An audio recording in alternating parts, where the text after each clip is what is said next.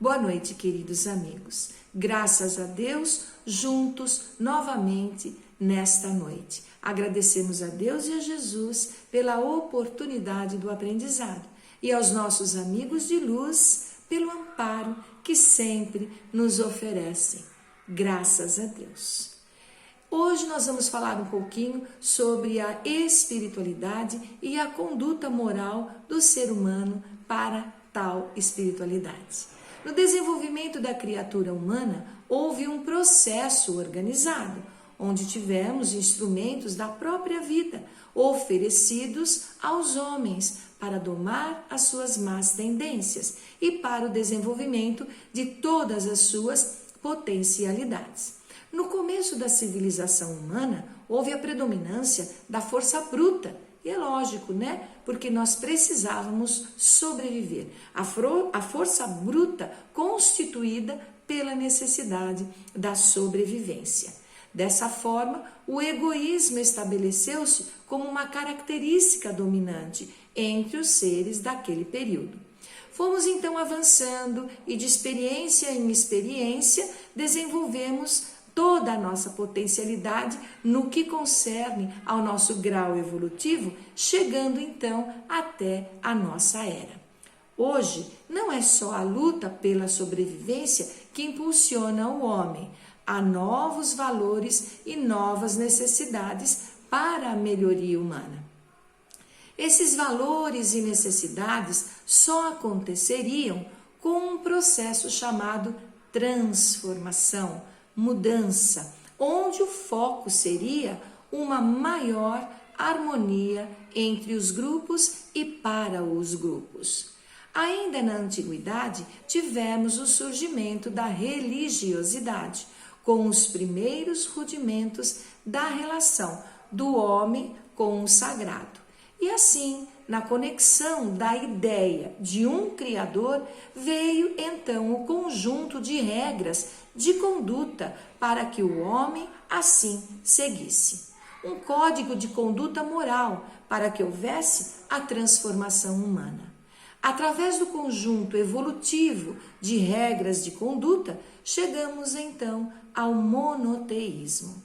Essas regras são pautadas na conduta moral, regras de comportamento onde o homem abandona um conjunto de imperfeições morais e abraça uma maneira mais espiritualizada de ver a vida. Essa transformação trouxe o entendimento da imortalidade, onde a visão espiritualista diz que as coisas da terra não são tudo que o homem tem, que o homem almeja. E, portanto, não devemos nos prender ao materialismo de uma forma excessiva. Desde Sócrates, há 400 anos antes de Cristo, o homem busca a mudança, essa transformação da criatura humana. E na figura de Jesus, encontramos uma singularidade que não encontramos em outras filosofias. Nós encontramos em Jesus, em sua filosofia, um roteiro para a transformação do homem, não através do próprio homem, mas através do outro.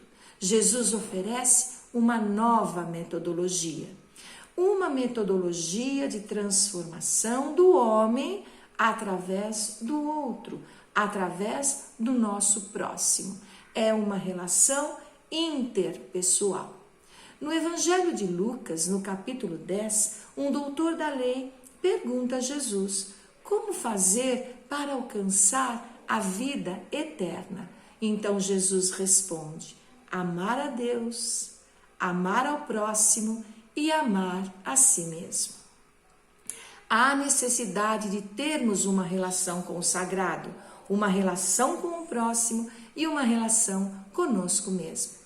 Jesus foi o único que chamou Deus de Pai, assim nos aproximando da divindade, aproximando a divindade do homem. Até então, Deus era inatingível.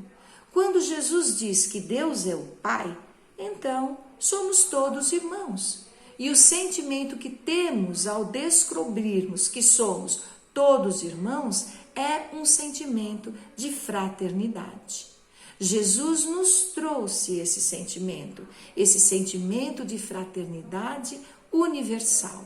Jesus também nos trouxe a certeza de um reino que não é deste mundo, o reino de Deus, onde um dia todos nós estaremos, um mundo espiritual.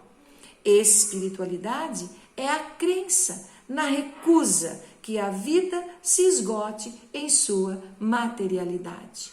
A ideia de espiritualidade está ligada à transcendência. O sentido da vida é construído para além do imediato, além do agora, além deste momento.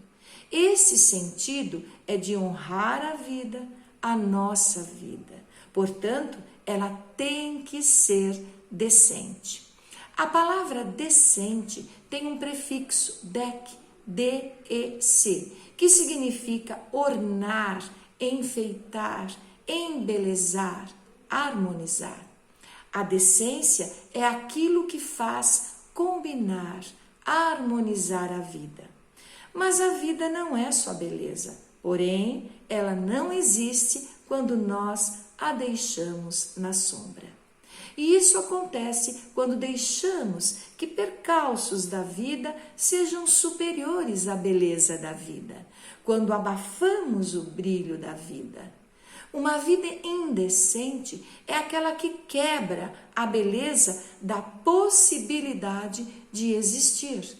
Em nosso planeta, temos uma grande parte da existência humana que é indecente. Ela se apresenta de modo em que organizamos as cidades, no modo em que nos relacionamos com as manifestações da natureza, o nosso relacionamento com o outro. Cada pessoa adapta aquilo que lê a si. Santo Agostinho disse que a pessoa que seleciona na Bíblia o que quer e rejeita o que não quer, acredita em si e não na Bíblia.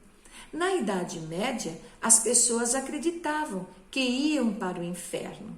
Hoje, as pessoas acreditam que vão todas para o céu.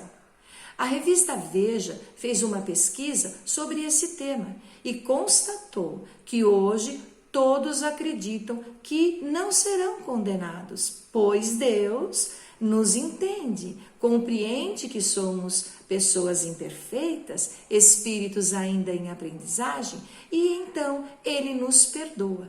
Nós temos esse entendimento de que cada um tem um Deus. Dizemos o meu Deus, aquele que eu acredito ser uma entidade única e misericordiosa.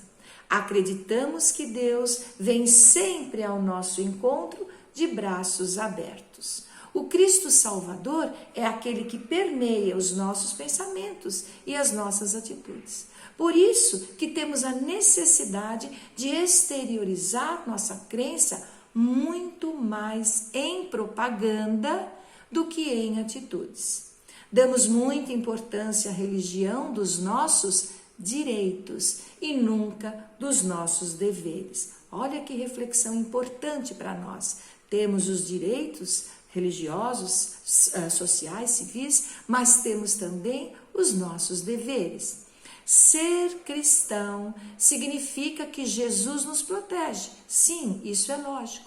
Mas também significa que temos um conjunto de obrigações baseados nesse compromisso. Estamos em um dos momentos mais religiosos da história humana. Mas o grande desafio dos religiosos hoje é cristianizar os cristãos. Temos hoje um contexto formalmente religioso muito grande, porém na prática é profundamente egoísta e voltado para cada um de nós. Não devemos esquecer a ideia da diversidade humana como um patrimônio e não como um encargo. Quase sempre estamos com pessoas que não pensam como a gente, sentem e veem a vida como a gente. Isso é um conflito, mas não devemos deixar que o conflito se degenere em um confronto. O rabino Hallel, que de acordo com a crença dos cristãos, ele que viveu no mesmo período de Jesus, ele disse 3 coisas muito significativas e escreveu: se eu não for por mim, quem o será? Mas se eu for só por mim, que serei eu? Se não agora, quando? Isso nos remete à reflexão do protagonismo, do empreender, do ir buscar, da busca. Porém, sozinho, nada sou, pois perco a força, perco a energia, a capacidade. Mas quando? Agora. Não deixar para depois. Jesus disse: se ofendesse teu irmão, vá ter com ele agora, enquanto ainda estás a caminho. Nos tempos de hoje, estamos numa turbulência muito grande. Necessitamos cada vez mais de desenvolver nossas capacidades de inteligências. Não somente para o progresso e proteção material, mas também o progresso e proteção material do nosso irmão, do nosso próximo.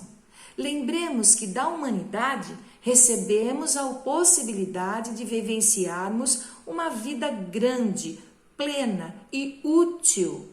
Façamos então de nossa experiência terrena um grande passo para a nossa evolução.